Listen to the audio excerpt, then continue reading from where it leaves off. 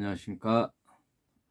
어제에 이어서 계속해서 창세기부터 계시록까지 성경 일독 강해에 이어서 하겠습니다. 어제 들어 갈라디아서를 시작하게 됐죠. 오늘은 갈라디아서 2장. 저와 여러분이 하나님을 믿는 신자로서 가장 먼저 우리가 중요시 여기는 게 신관이죠. 신론. 하나님을 어떻게 이해할 것인가. 그래서 어저께도 아다나시우스와 아리우스 학파에 의하여 성경이 정경론으로 정경, 즉 신약 27권이 어떻게 형성되는가. 수많은 서책들이 있죠. 수많은 그 문서들이 있는데 그 신약 그 과도기에 초대교회 때 그런 페이퍼 중에 무엇을 우리의 경전으로 채택할 것인가, 그걸 정경이라 그래서 그 캐논이라 그랬죠. 캐노니제이션, 정경화 작업. 그걸 아다나시우스 학파와 아리우스 학파의 대척점에서 아다나시우스의 주장이 자리 잡게 되어 정경이 확립하게 됐다. 그래서 신약 27권, 구약 39권에서 66권이 AD 367년에 완성되었다. 그 얘기를 했고, 그 중에 아리우스 학파의 주장이 유일신론, 절대 유일성을 강조함으로써 성부 하나님의 절대 유일성, 오직 하나님 한 분이시다 이거죠. 성부 하나님만. 그래서 예수의 신성을 부인하고 삼위일체를 부인하게 되어 결국은 아타나시우스 학파의 정경론이 확립하게 됐죠.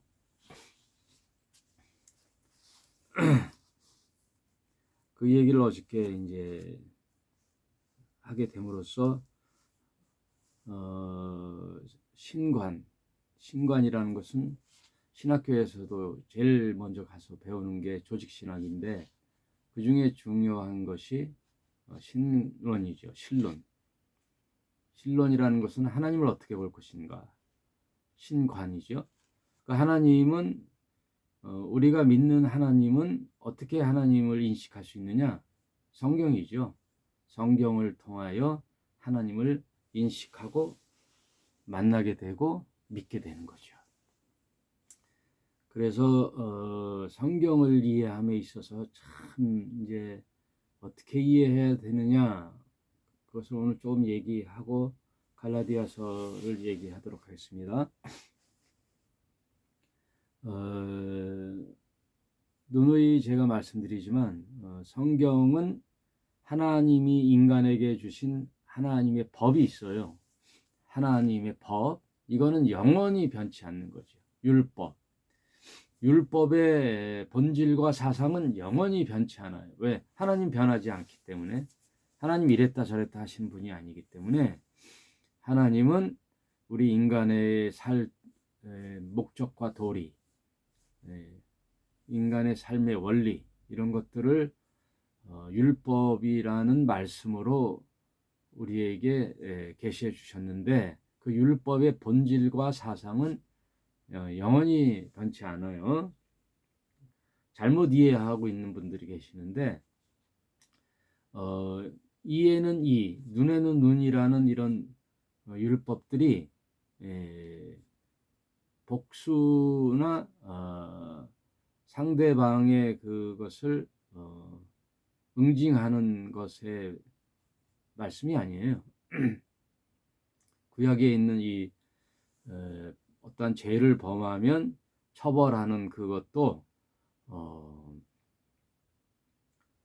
그 죄만큼만을 벌을 주라는 약자를 보호하고 강자의 횡포를 막는 그런 법이에요. 그 보복이 아니라. 그러니 하나님 말씀을 곰곰이 율법에 주신 말씀의 의도를 보면은 언제나 하나님의 선하심과 의로심, 하나님의 인간에 향한 하나님의 사랑, 이런 것들이 율법이나 즉 구약 시대나 신약 시대나 그 본질과 사상은 영원히 변치 않는다고요. 그러나 우리가 딱 여기서 정확하게 이해해야 할 것은 그냥 성경을 그래서 그냥 책으로 읽으면 안 돼요. 언제나 시대적 구분으로 그 상황을 보고 이해해야 돼요. 왜냐하면 그 시대마다 하나님이 말씀하시는 바가 다르거든요. 요구하시는 바가 달라요. 사는 시대의 인종들이 다르기 때문에 그 시대에 사는 사람들의 생각과 사상, 문화 또는 그 삶의 질, 또 상황, 그 배경, 과학적 발전, 이런 것들이 다 다르잖아요. 문명과 문화가 막 발전해 나가니까. 그러니까 그 시대마다 하나님께서 그 본질과 사상은 변함이 없지만 그 시대마다 하나님이 요구하는 계시의 말씀이 다르다고요. 그리고 구원 계획이 다르다고요. 그거를 구분해서 읽을 줄 아는 것이 성경을 이해하는 것이고, 더 나아가서는 하나님을 이해하게 되는 거예요. 그냥 무턱대고 성경을 그냥 처음부터 끝까지 적용해서 읽으면 안 된다는 거예요. 시대적 구분의 메시지를 이해하는 것이 아주 중요하다. 이것을 늘 제가 강조하는데, 보세요. 벌써 성경이란 자체가 구약과 신약으로 나눠지잖아요. 구약과 신약, 올드 테스타멘트, 옛 계약, 옛 문서 말하자면 이스라엘 민족과의 맺은 옛 언약, 신약, 이스라엘을 넘어 온 인류 이방인을 향한 교회의 이방인을 향한데, 그 이방인 중에 예수를 믿는 자들, 하나님을 믿는 자들을 교회라 그러는 거예요. 그 교회를 향한 하나님의 새로운 계약, 그걸 뉴 테스타멘트라 그러는 거예요. 계약 백성. 그래서 구약은 십계명이요, 신약은 마태복음 5장에 있는 산상수훈이 하나님의 새 백성의 삶의 지침서거든요. 그것이 벌써 구약과 신약으로 시대가 구분이 되잖아요. 그러니 옛 문서라 할지라도 거기에 있는 그 문서를 작성하게 된 배경, 그리고 그때 주어진 백성들에게 하나님께서 왜 이런 말씀을 하셨는가의 본질을 잘 새기는 것이 구약을 읽는 태도고 구약에서 얻는 지혜예요. 그러나 그 시대에 적용됐던 외적인 행위의 지침이라든지 그 백성들에게 필요한 삶의 지침서라든지 이런 것들은 바뀐단 말이에요. 상황에 따라, 그 시대에 따라 바뀐단 말이에요. 시대의 옷을 갈아입고 나온단 말이에요. 하나님의 율법의 본질이 바뀌어서 적용되는데, 그래서 성경 전체는 무엇으로 이해돼야 되냐? 율법을 어떻게 그 시대마다 해석을 했는가를 살펴봐야 돼요. 그래서 첫 번째 준 율법은 모세를 통하여 준 거거든요. 그러니까 모세스 라오라 그래요. 그래서 모세에게 준 모세 오경, 그 율법을 시내산의 제1세대 이스라엘 백성에게 하나님께서 모세를 통하여 줬잖아요. 너희는 나의 백성이 되어다오, 나는 너희 하나님이 되어 줄 것이다 하고 갑을로 계약을 맺었잖아요. 그래서 너의 하나님 백성은 이렇게 살아라 하고 시내산에서 1년을 살면서 레위기, 신명기 뭐 이런 레위기, 또 그 뭐예요? 십계명 출애굽기에 나오죠. 그런 모든 내용들이 들어 있고 1세대가 이제 광야 40년 동안에 죽고 2세대가 태어나잖아요. 벌써 광야에 40년을 지나면서 2세대가 태어났을 때 시내산에서의 주어진 십계명을 잊어버리게 됐거든요. 율법을 점점점 잊게 되잖아요. 세월이 가면. 그래서 모세가 마지막으로 느보산 밑에서 가나안을 바라보며 출애굽했던 제2세대에게 준 율법의 재해석이죠. 말하자면 그게 신명기예요. 신명기를 주고 나서 모세는 죽고 그 2세대들이 가나안 땅을 밟게 되죠. 그래서 제2세대의 이제 리더가 여호수아죠. 그 여호수아에 의하여 가나안에서 정복이 이루어지거든요. 가나안 정복기가 여호수아서죠. 그래서 이제 지금 뭐 이스라엘 역사를 다 밟을 수 없고 그렇게 율법이 재해석되어 온다는 그런 성경이 어떻게 보면 내용적으로 보면 율법을 재해석하는 거거든요. 그리고 바벨론 포로에서 돌아와 성전을 재건하는 이스라엘 백성이 왜 하나님을 믿는 선민 백성이 이방인에게 그런 고난과 침략을 받게 되었는가를 면밀히 살펴보니 하나님의 율법을 떠난 삶이었다. 그 결론을 맺고 에스라라는 민족의 선생님, 지도자 에스라가 100년이라는 교육 대계를 만들어 놓고 율법을 모으고 그때 텍스트를 모으게 되는 거예요. 그때 비로소 문서화 되는 게 구약 성경이에요. 모세오경이에요. 그러니까 율법의 학교를 만들려면 책이 있어야 되잖아요. 그래서 텍스트북 율법을 이제 재해석하는 거예요. 그 말하자면 뭐예요? 신명기 재해석이에요. 신명기 재해석.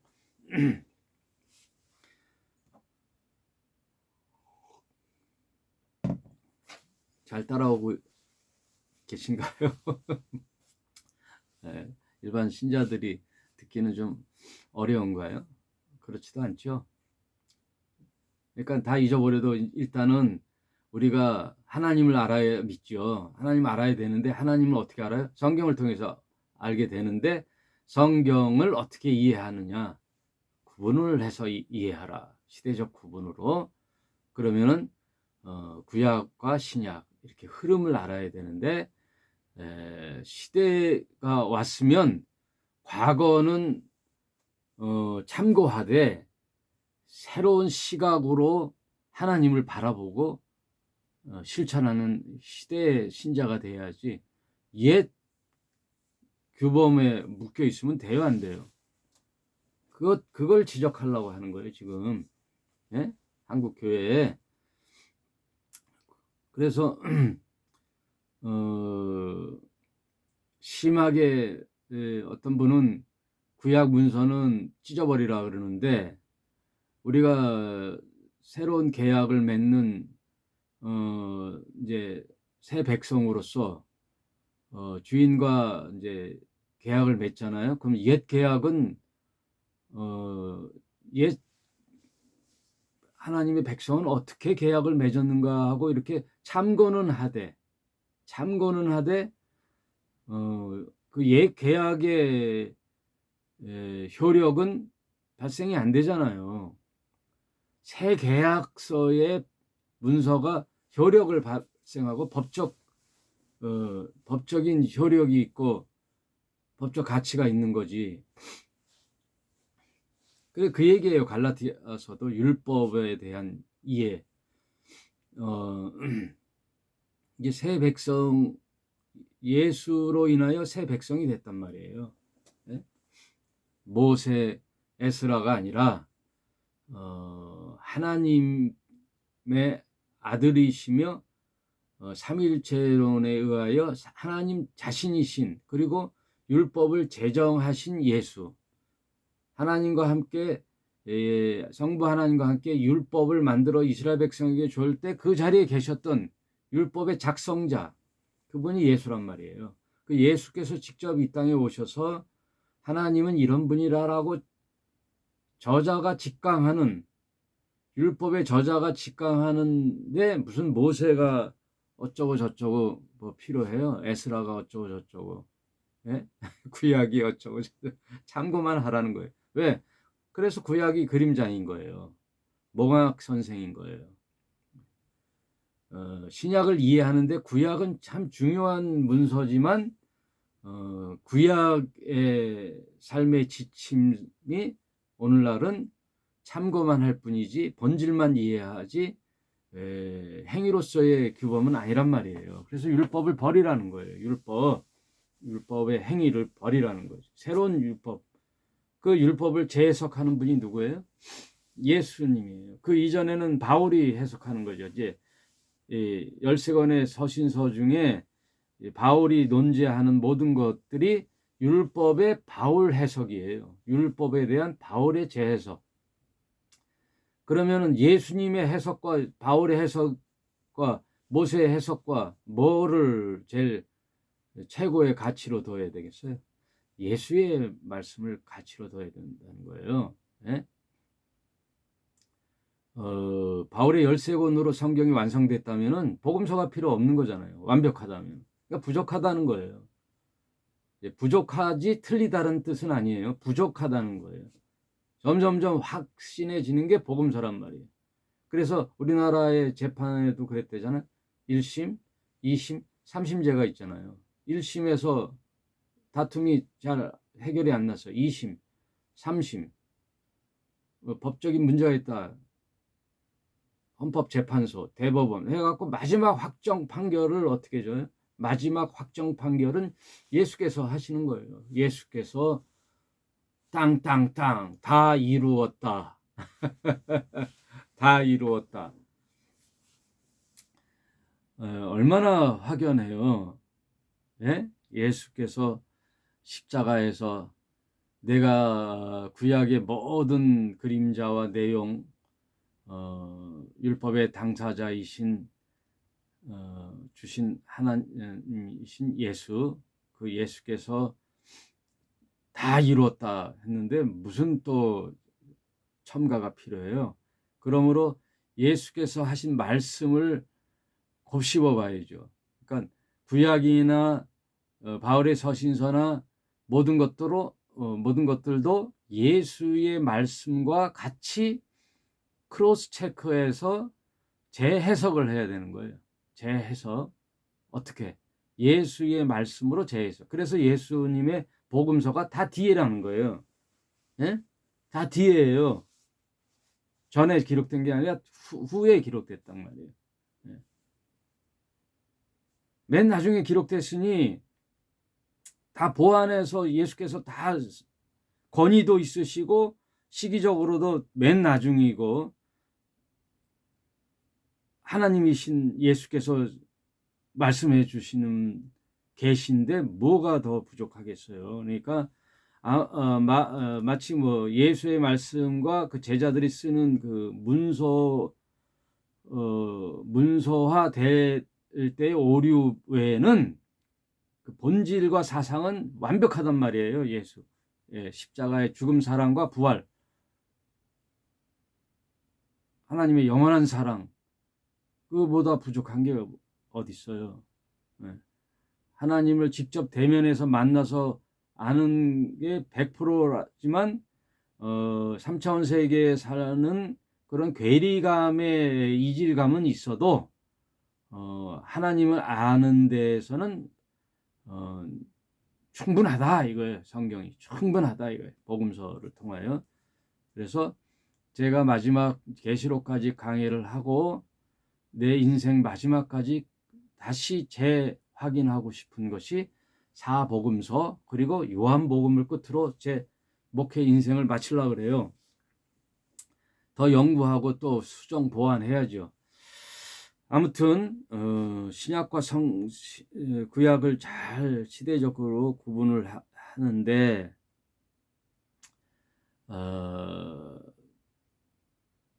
예수께서 판결하신 다 이루었다 하셨을 때 성전의 휘장이 찢어졌죠. 그거는 율법과 모세의 법과 구약의 모든 이스라엘 백성의 제도가 끝난 거란 말이에요. 휘장이 찢어졌다는 건 성전이라는 게 뭐예요? 이스라엘 백성의 최고의 심볼, 율법과 성전, 안식일, 절기 이런 것들이 다 끝났단 말이에요. 구약 제도가 끝났어요. 성전이 끝나. 거기 짐승의 제사를 드리는 게 휘장이 찢어졌는데 어떻게 지성소에 들어가? 휘장이 찢어졌는데 이제는 지성소의 모든 하나님의 신비로운 제도가 어떻게 짐승의 제사가 끝났다라는 선언 아니에요. 왜?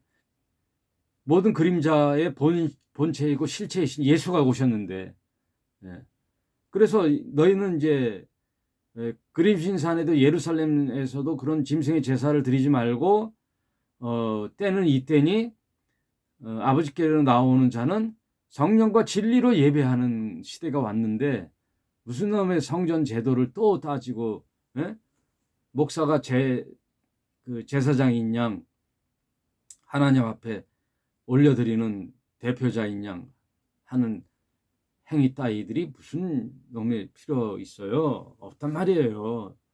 제발 좀 정신 차려야 되는 거예요. 목사들이 제사장입네 하는 자들은 다 싸그리 구라란 말이에요. 종 땡땡땡 치고 예배 부름하고 집례를 하듯이.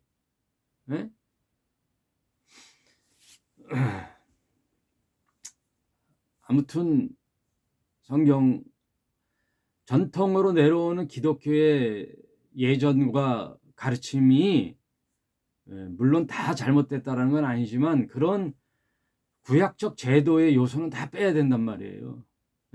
카톨릭적 제사의 요소는 다 빼야 되는 거예요. 뭐 유아 세례 이런 것들을 다 빼야 된단 말이에요.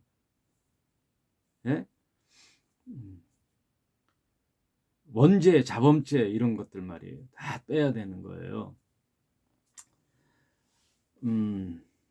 아무튼 시대를 구분해서 이해하는 게 굉장히 중요해요. 그거를 이해하는 거에 따라 완전히 달라져요. 성경을 접하는 이해도가 달라지는 거예요. 이제 신약에서 예수께서 다 이뤘다 하고 성전의 휘장이 찢어진 이유가 바로 신약이에요. 여러분, 신약이 마태복음에서 시작하는 게 아니라 예수님의 공생애도 구약 시대란 말이에요. 그래서 예수님이 계속 율법을 신봉하는 율법주의자들, 유대교의 신자들, 대제사장 그룹들, 그들과 유대인들과 서기관들의 그 율법 논쟁을 계속 하는 거란 말이에요. 논쟁을 계속. 그때도 구약 시대이기 때문에. 그때도 짐승의 제사를 드렸기 때문에. 성전에 왔기 때문에. 그러나 예수께서 십자가에 달려 죽으시고 인류의 죄를 다 하나님의 명령에 순종하여 죄 없으신 바 된 사명을 다 감당하고 7마디를 남기시고 끝에 다 이뤘다 하시니 운명하시더라. 그때 휘장이 탁 찢어졌다는 것은 성전 제도가 이제는 끝났다라는 거예요. 종말선언. 성전 제도가 끝났다는 것은 모든 구약 제도가 끝났다는 것이고 유대교의 종교 시스템이 끝났다는 것이고 시대가 이제 넘어가는 거예요. 새로운 복음의 시대, 예수께서 모으시는 새 백성의 시대가 온 거예요. 이스라엘 민족 종교에서 세계적인 온 인류의 구원의 계획으로 넘어간 거란 말이에요. 성경 전체가 그런 맥락이란 말이에요. 그래서 그거를 이해하고 성경을 보면은 이해되는 거예요. 그러니 그런 가르침을 배운 저와 여러분, 이런 말씀을 이해하는 여러분들은 이제 교회를 보는 눈이 달라지는 거예요. 교회가. 예? 아유, 저기에는 아직도 구약에서 헤매고 있네. 저 이단 사이비들은 구약에서 헤매네. 율법이 뭔지도 모르고 성경이 뭔지도 모르는 거죠. 그냥 성경에 있는 거라고 다 성경으로 아는 거예요. 그래서 여러분 큰 교회나 그런 형식적인 교회에 가서 보면요, 목사들이 어디를 많이 본문을 취하고 설교하느냐? 구약을 많이 설교해요. 구약 이스라엘 시대 이야기를 많이 한단 말이에요. 구약의 종교 제도를 얘기해요. 왜냐하면 자기의 종교 체제를 입증할 게 구약에 많으니까. 네? 가운 입고 제사장인 양 그 강단에 서서 모든 제도를 하고, 그 강단에는 아무나 올라가면 안 되고, 그런 형식적인 예배만이 예배인 줄 알고 잘 이해하셔야 돼요. 그게 예배가 아니라는 뜻은 아니에요. 하나님의 말씀을 듣고 거기서 뉘우치고 하나님은 이런 분이라는 거를 이제 이해하면 되는데, 그 형식적인 제도권에 와서 드리는 예배만이 예배다라고 생각하면 안 되는 거예요.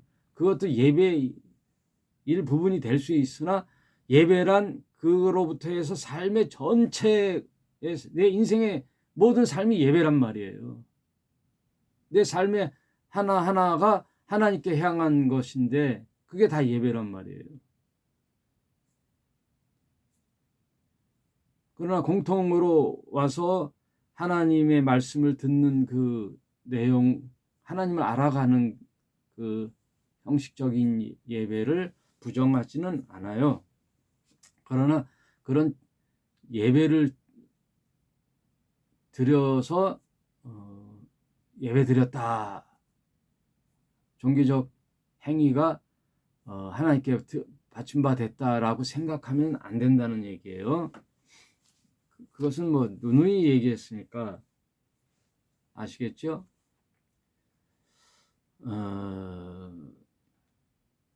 말씀하셨잖아요, 예수님께서. 그린신 산에도 말고 예루살렘에도 말고 하나님께 진정한 예배를 드릴 때가 오나니, 그러니까 장소가 아니라 그랬잖아요. 그린신 산에도 말고 예루살렘에서도 말고, 너희는 하나님은 영이시니 너희는 성령과 진리로 예배할지니라. 성령과 진리로 예배하면 어디든지 다 하나님께 예배드리는 것이고, 내 삶의 행동 하나하나가 예배예요. 주의 이름으로 하는 것이 다 예배가 되고, 내 신자로서 하는 행위가 예배가 되는 거지, 장소가 아니랬잖아요. 여기 저기서 하지 말라. 그러니까 그동안 너무 개신교의 교회의 이미지가, 가르침이 건물을 세워놓고 그걸 성전이라 하고 거기서 와서 제도의 예배를 드려야만이 예배라고 인식을 했기 때문에, 그래서 주일 성수가, 주일이란 말까지는 또 괜찮아요. 그러나 주일을 성수해야 된다. 그리고 구약 제도의 레위인 제사장들에게 삶의 말하자면 쉽게 얘기해서 봉급이죠. 12지파는 다 땅의 소산으로 먹고 살았잖아요. 그러나 성전 일을 돌보고 성전을 직무를 하는 그 레위와 제사장 지파들에게는 수입이 없잖아요. 그러니 너희가 10의 1을 들여 그들도 먹고 살고 성전도 유지하고, 또 남은 것에 대한 것은 고아와 가부에게도 케어하는 일에 쓰라는 게 11조거든요. 그러면 성전 제도가 끝난 오늘날 시대에는 11조가 필요해요, 안 해요? 안 하잖아요. 안식일 제도는 이스라엘 백성에게 줬는데, 이제 예수께서 부활하시면은 모든 날이 새 날이 되는데, 예수 안에 참 안식을 누렸는데 무슨 날의 안식이 필요해요. 그러나 그것도 양보해서 주일날 다 쉬니까, 요새는 안 쉬는 사람도 많잖아요. 그런 사람은 어떡하란 말이에요. 예? 주일날 안 쉬는 사람들은. 그러니까 날의 안식이 아니라 주일날 대체로 쉬니까 그때 모여 하나님 앞에 한 목소리로 찬양을 하고 또 성경을 깊이 연구한 목사님이라는 선생님을 통하여 하나님 말씀을 나누고 또 교제하고 위로받고 또 가난한 사람 있으면 구제하고 후원하고 이런 일은 좋다는 얘기예요. 그러나 그게 종교화돼서 그 장소의 예배만이 예배요, 성전이라고 하는 그 교회에 와야만이 교회고, 그런 것들의 폐해들이 참 많았단 말이에요. 무슨 말인지 알겠죠? 제가 완전히 뭐 개신교의 제도를 다 묵살하고 그런 게 아니에요. 좋은 것들은 본받아서 해야죠, 같이. 네? 어떤 그런 모임 장소가 있으면 좋지요. 그리고 모여서 찬양하면서 기도하고 같이 위로하고 말씀 나누는 게 얼마나 좋아요. 먹고 떡을 떼고 초대교회처럼 나이 있는 것을 내놓고 도네이션하고 후원하고 같이 하는 거, 이게 참 교회잖아요. 그러니까 장소적 예배가 이제 지나간 거예요. 누구의 선언인데? 예수님의 선언이잖아요. 성전을 무너뜨려라. 내가 3일 만에 다시 지으리라. 그 3일 만에 지은 것은 누구를 말하는 거예요? 예수라는 거예요. 예수. 여러분, 성전이라는 것은 이제 얘기가 길어지는데 자꾸만, 성전이라는 것은 용도가 뭔지 아세요? 인간이 하나님을 만나는 통로란 말이에요. 통로. 성막이 성전이 됐잖아요. 그 통로인데 성전의 제도를 이제 끝장내고 예수가 오셨는데, 그러면 하나님을 어떻게 만나? 예수를 통해 만난다는 거예요.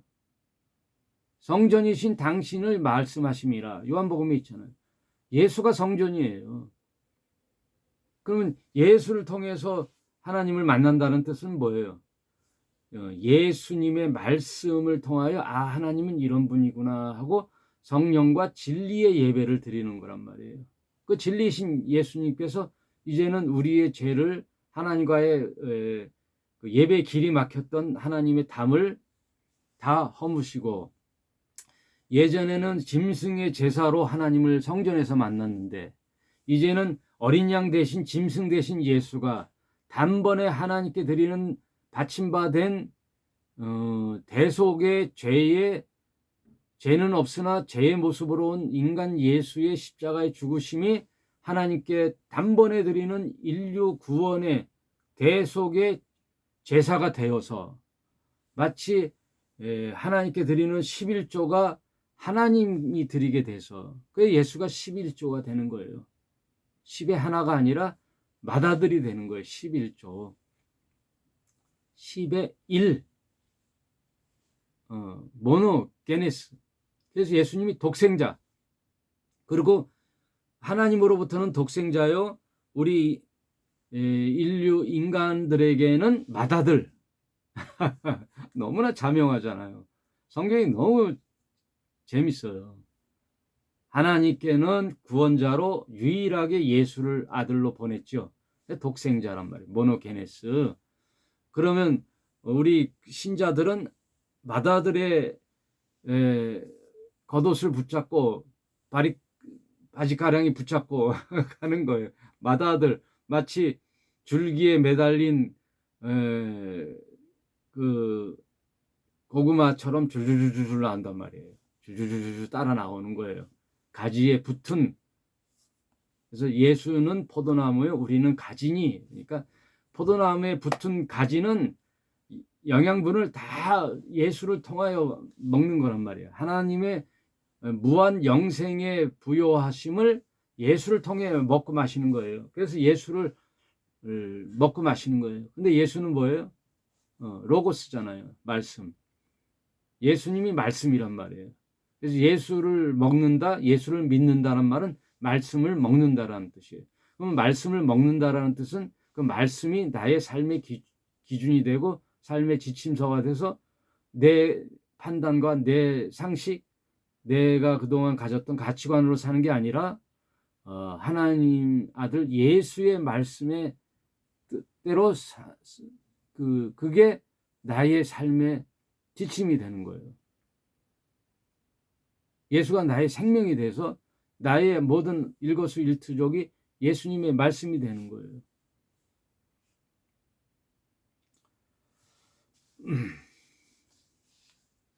그러므로 성경을 이해하는 것들이 이렇게 중요하단 말이에요. 성경을 잘 이해하면. 예수님 말씀을 곰곰이 보란 말이에요.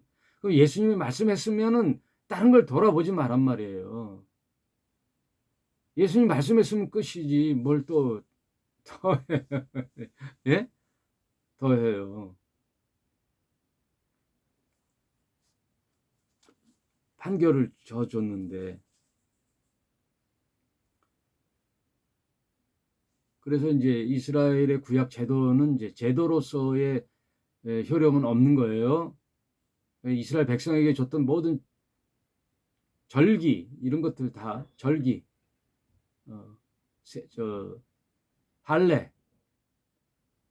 할례가 어디 있어요 요즘에? 예? 자꾸 구약을 따르면 할례도 해야 될 거 아니야. 절기 요즘 뭐 안산홍인가 그 하나님의 교회 거기는 무슨 6월절을 하십니까? 참 이해가 안 가요. 참 모르니까 뭐 따라가는 거지. 절기 없어요.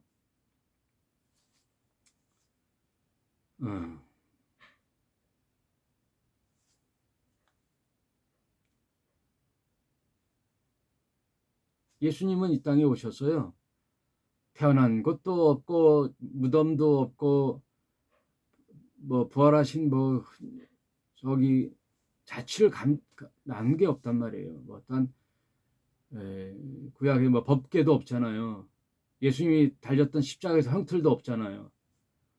어떤 그런 가시적인 우상의 제도가 될 수 있는 가시적인 무슨 형태를 해놓은 게 없어요. 그래서 이스라엘 성지에 가면은 뭐 여기가 뭐 무슨 팔복교회 팔복을 선포한 데 언덕이다 뭐 팔복교회 여기가 예수님이 겟세마네 동산에서 기도했던 데다 뭐 하고 다 그게 돈 벌라고 하는 거지. 예? 갈릴리 호숫가 뭐 베드로가 낚시했던 물고기 잡았던 곳이다. 베드로를 불렀던 곳이다. 뭐 이런 것들 다 그냥 예수님을 생각하면서 다니는 건 좋지만 그런 거에 아무 효력이 없단 말이에요. 아무것도 없단 말이에요. 그런 거.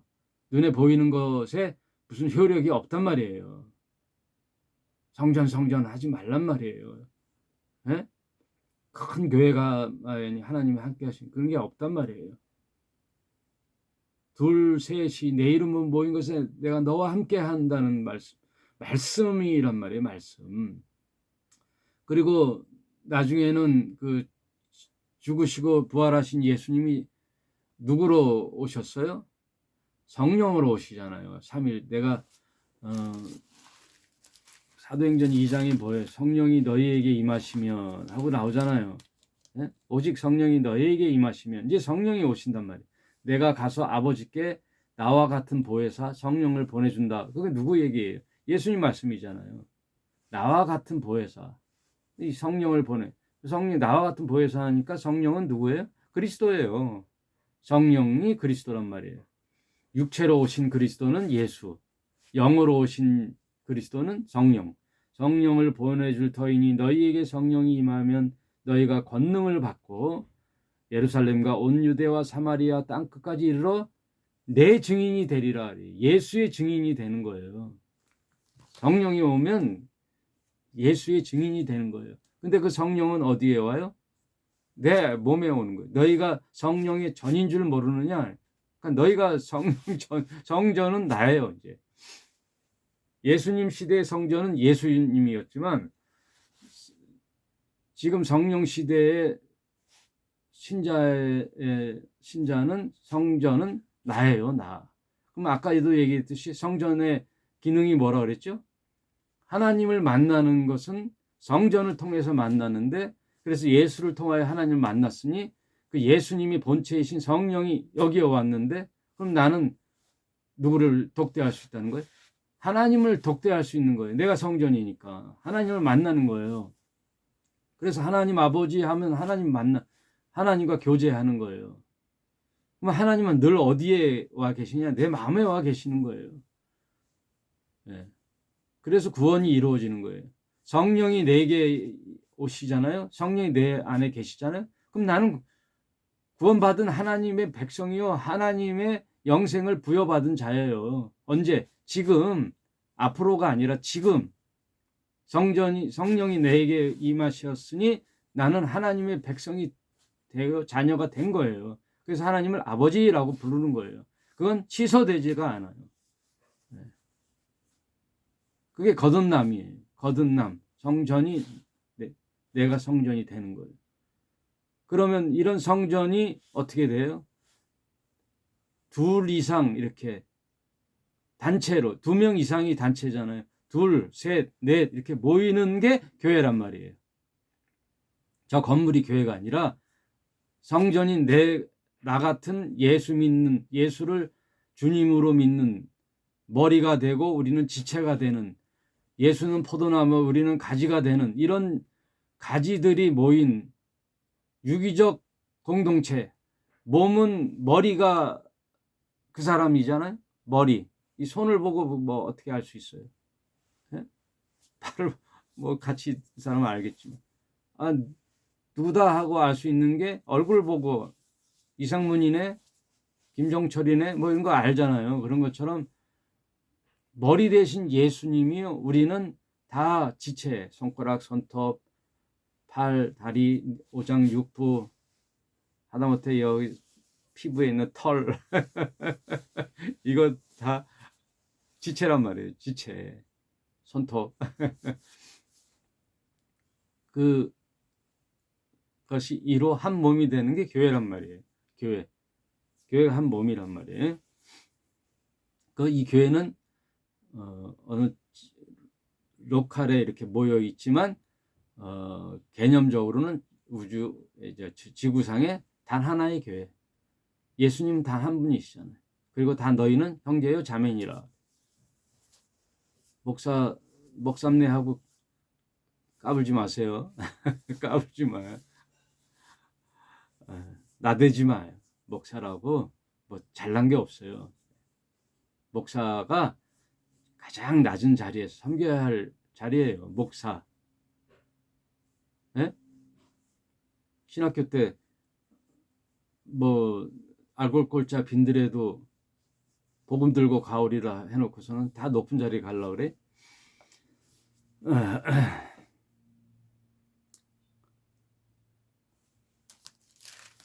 오늘도 갈라디아서를 2장을 하려고 했는데 2장 내용이 그 얘기예요. 율법에 대한 바울의 해석, 율법으로 다시 돌아가려고 하는. 그래서 기존 유대인의 신자들은 베드로로 인하여 역사하여다가 이제 바울도 그 얘기는 해요. 유대교를 믿다가 기독교로 개종한 유대인들이 있을 거 아니에요. 그 유대인들은 2장 8절에 베드로에게 역사하사 그를 할례자의 사도로 삼으신 이가, 그분은 하나님이시죠. 또한 내게 역사하사, 내겐 누구예요? 바울에게 역사하사 나를 이방인의 사도로 삼으셨느니라. 2장은 이걸로 끝나는 거네요. 사도행전도 보면은요, 거의 11장, 12장, 13장 이렇게 스데반이 죽기까지는 베드로의 사역이 아주 두드러지게 나타나요. 그거는 유대인들에게 마치 잃어버린 양, 유대인들을 향하여 기독교로 개종하는 역사들이 베드로를 통하여 역사했단 말이에요. 베드로 역시 유대인이니까. 그런데 사도행전 그 스데반의 죽음 이후에 가결표를 던졌던 바울 사도, 그때는 사울이죠. 사울이 등장하면서 사도행전 후반은 이방인의 길이 열리면서 이방인의 사도로 바울을 세웠거든요. 그래서 바울의 행적들이 다 사도행전 후반부란 말이에요.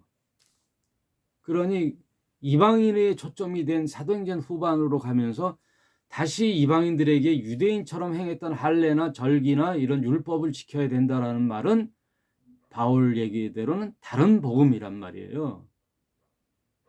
행위로서의 구원이 아니란 말이에요. 이제 그러니까 율법의 해석을 하는 거예요, 바울이.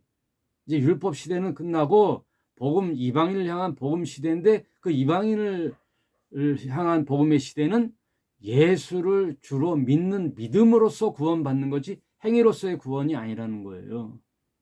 행위로서의 구원이 아니라는 거예요. 이제 할례를 받아야 되니, 절기를 지켜야 되니, 뭐 유대인으로서 뭐 율법을 지켜야 되니, 그런 거 없단 말이에요. 오직 예수를 통한 믿음의 구원을 피력해 나가는 게 이제 바울인데, 그래서 이 종교가 예루살렘에서 온 유대로 사마리아로 땅 끝까지 가는 거예요. 예수님 명령처럼. 처음에는 유대인과 척졌던 사마리아, 더 나아가 온 아시아, 스페인, 유럽을 넘어 이젠 오늘날은 온 인류에게 그리스도가 전파되는 그런 일들이 벌어지잖아요. 그래서 바울로 인하여 민족 종교였던 유대인의 말씀이 이제 율법이 끝나고 세계의 모든 인류를 향한 예수 그리스도의 나라, 원래 하나님도 이스라엘을 통한 열방에게 하나님의 나타나심을 보여주시는 거잖아요. 그러니까 성경 전체의 맥락이 이렇게 발전해 나간단 말이에요. 계시의 발전도 있고 시대의 발전도 있고 하나님의 백성이 점점점 퍼져나가는 거란 말이에요.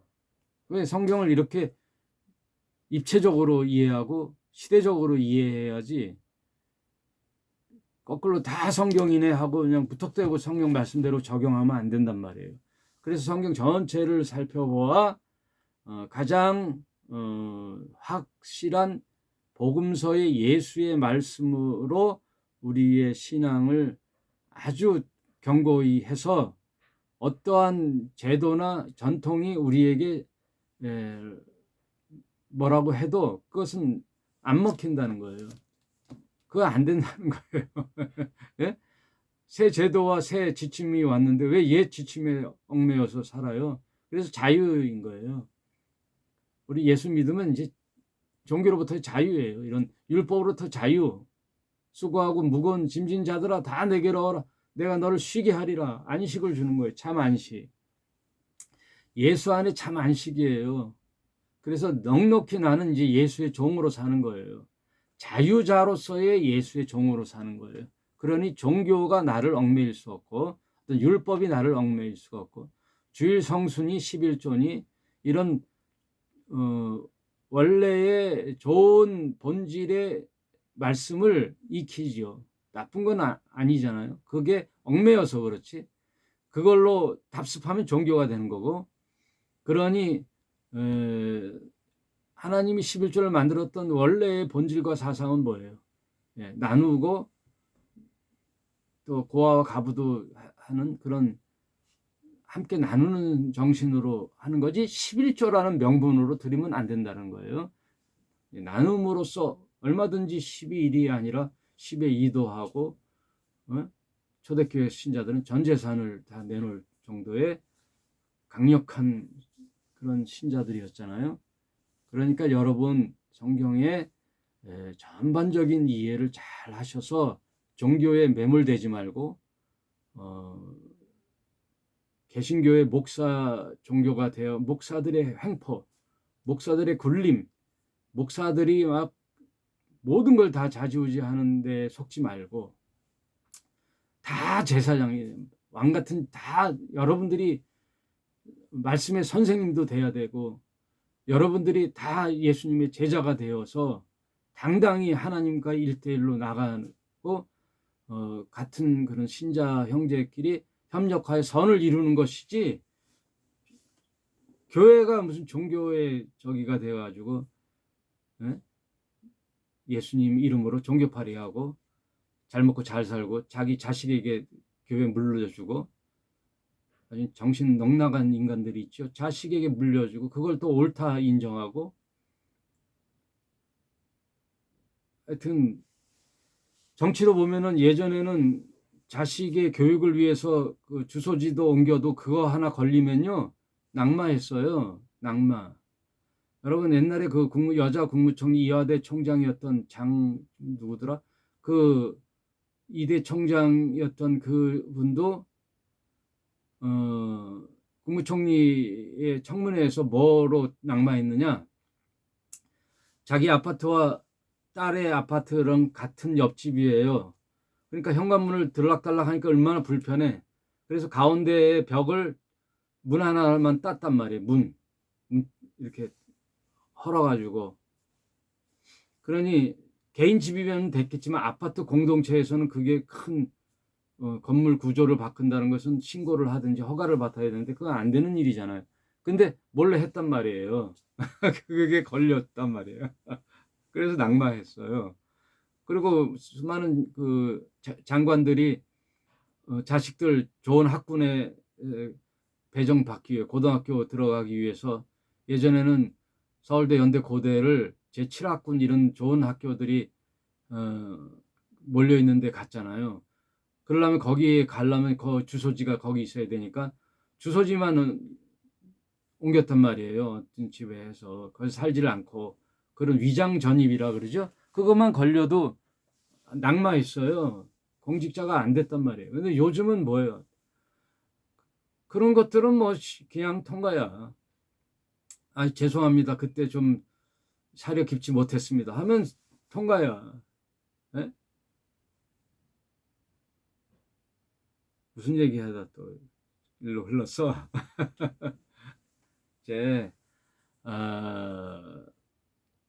교회를 잘 보란 말이에요. 교회가 참 자유를 주며 하나님과의 관계를 잘 소개하는, 그래서 참 신자로서의 삶을 갖게 하는 구원의 도구로서의 공동체로서의 교회인지, 목사 몇 사람 잘 먹고 잘 살라고 하는 건지, 기득권들이 하는데 우리가 휘둘리는 건지, 에? 뭐 목사한테 불순종하면은 무슨 큰 죄 벌 받고, 무슨 목사한테 순종하는 게 어디 있어요? 목사도 틀린 말하면 깎아 대들어야지. 뭐 너 틀렸다고 얘기해야지요. 목사가 뭐 대단한 줄 알아요? 예? 성경에 보세요. 목사 제도가 뭐 있나? 그 초대교회 원래 여러분 예수님의 이후부터는 인간들이 모이는 곳은 다 이제 조직을 만들고, 그런 조직에 의하여 또 높낮이를 만들고 불협화음이 있는 거예요. 그렇게 되어 온 거예요. 순수성이 훼손되는 거예요. 예수님 제자의 이후들은, 인간들은 언제나 그런 타락의 본성들이 있단 말이에요. 그러니까